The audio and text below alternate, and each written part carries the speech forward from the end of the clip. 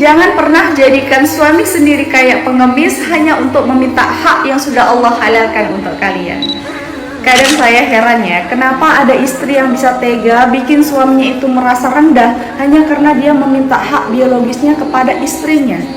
Padahal itu bukan hanya nafsu semata bunda, itu fitrah.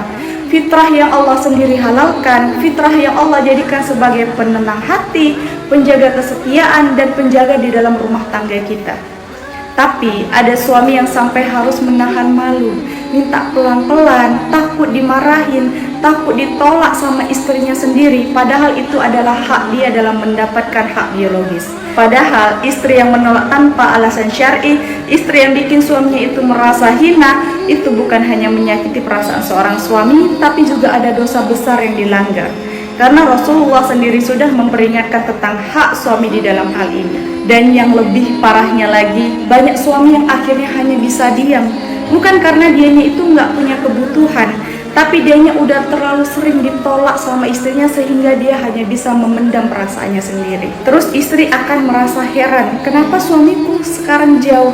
Kenapa dia menjadi dingin? Kenapa dia jadi cuek? Padahal jawabannya itu sederhana bunda. Laki-laki kalau terus-terusan ditolak, hatinya akan ikutan mati. Dan istri yang menolak tanpa alasan bukan hanya bikin hubungan renggang, tapi juga membuka pintu setan untuk masuk merusak rumah tangga kita. Jadi ingat ya bunda, jangan jadikan suamimu itu seperti pengemis atas hal yang sudah Allah halalkan untuk kalian berdua. Hormati dia, layani dia, bahagiakan dia, karena apa yang kamu jaga hari ini, Allah akan jaga untukmu di suatu. Kalau boleh jujur ya teman-teman, banyak sekali istri yang gak sadar, dosa terbesar itu sering datang dari cara kita memperlakukan suami kita. Bunda-bunda, mau tahu nggak antara suami dan istri, siapa sih yang paling banyak sering jatuh ke dalam dosa? Bukan berarti suami itu selalu benar bunda, tapi kalau kita mau jujur, di dalam rumah tangga itu, istri seringkali tergelincir pada dosa kepada suaminya. Dan itu bukan pendapat saya bunda, tapi sudah jelas disebut oleh Rasulullah bahwasanya kebanyakan penghuni neraka itu adalah wanita yang kufur nikmat terhadap suaminya. Sudah pernah dengar kan? Kenapa ya bisa seperti itu?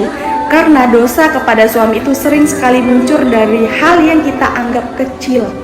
Kita mengeluh, meremehkan usaha suami, membanding-bandingkan suami dengan orang lain, tidak menghargai usaha dia, atau kita itu sering sekali tidak patuh padahal itu sudah menjadi kewajiban kita.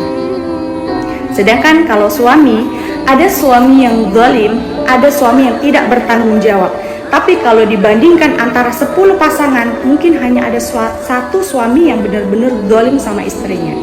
Tapi kalau dosa istri kepada suami, bisa ada 9 dari 10 karena kufur nikmat itu terjadi setiap hari dan sering sekali tidak kita sadar.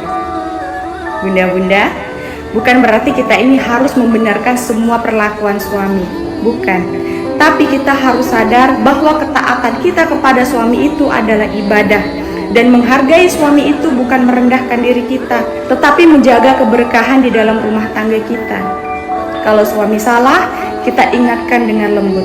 Kalau suami sudah berusaha meskipun dia tidak sempurna, jangan sampai kita kufur nikmat.